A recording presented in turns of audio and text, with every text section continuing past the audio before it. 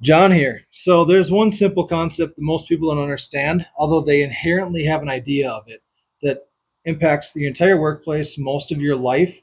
And if you want to solve problems like effectively, anywhere you go, everything you do, you got to understand this one thing. So it's called the theory of constraints. Now, what this is you hear of the cause and effect. It's like, oh, this is the illness and this is the symptom. You don't want to treat the symptoms, right? Okay, theory of constraints basically says that you have one problem at the top that leads to all of the outcomes, and solving this problem makes all these outcome issues that you see completely void, pointless, right? So the way you can think about this is, let's say that you work at a company that is mid-size, let's say it's worth $100 million a year, okay? And they have a system that they put in when they were $5 million, and the company just kept growing, kept growing. They used that same system. Now over time that system became defunct. It didn't quite fit all the needs. Everyone knows of an example like this. We have one at the company I work for that I have to oversee some of the technical glitches with, and I'd say that system is probably creating 70% of the problems that we have in terms of our inventory, right? Well, depending on the division, but that's a whole different question.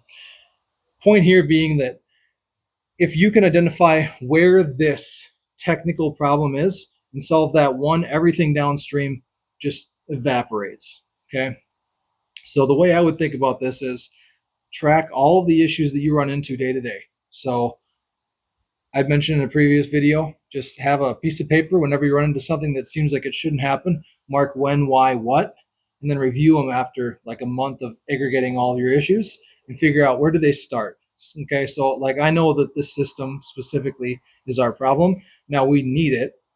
It was a adequate solution in the beginning, but as we grew, the system was more and more unruly. We tried using it for too many things, modified it, whatever. And it's harder to get rid of a system, but usually this is process related. So, an easy example that I can think of is we had a process where at one of my previous companies I worked for, where our operations team would put things into action in the field, testing in one location, and then they would say, "Did you have any issues? Yes or no?" If the answer was no, they push it out to like 2 or 3 beta sites that weren't even run by the corporate organization, and they'd say, "Do you guys have any problems with this?" Well, the managers that are actually communicating with corporate weren't on the ground doing these things, and their employees were like, I'm not going to tell the manager this new thing sucks. So all these things would get pushed through, and then they'd give various reception, across the larger system once they're implemented. Okay. So in this case, I'm looking at the situation going, okay, theory of constraints here. We have a process that creates bad outcomes. And the process is wrong because step one, the testing that is being done is not in communication with the people that are actually feeling the impact of that testing, right? So what they should have been doing is they should have been saying, hey, we're going to give this to these 3 sites after we do our testing internally. And then we're going to send a anonymous survey to all the people that are actually operating that store or that location for those 3 sites and not the management of that site. Get feedback from those people directly anonymously and say, did this work or did this not work? Right. And then if they all said no, cool, axe it.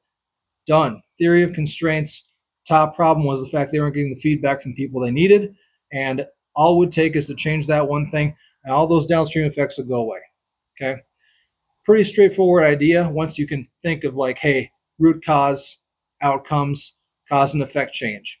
Now, the problem with this is when you identify something that you think is, hey, this is actually the constraint at the top, right? It's the one that's creating all the downflow problems. You have to convince everyone else that that's the problem. Now, the problem with that is that if it's a problem for you and not somebody else, then they, by definition, don't know what the problem is. Otherwise, they'd already be looking at, they'd already know it's a problem, they'd already be solving it in most cases. So you have to be able to convince them this is the problem, here's why, here's all the outcomes that we could fix if we fix this core problem, and then explain to them here's why this problem is more valuable or problematic than other things that we could work on. And that goes back to understanding the value from previous videos I did on understanding value of time, inventory, uh, labor hours, everything like that.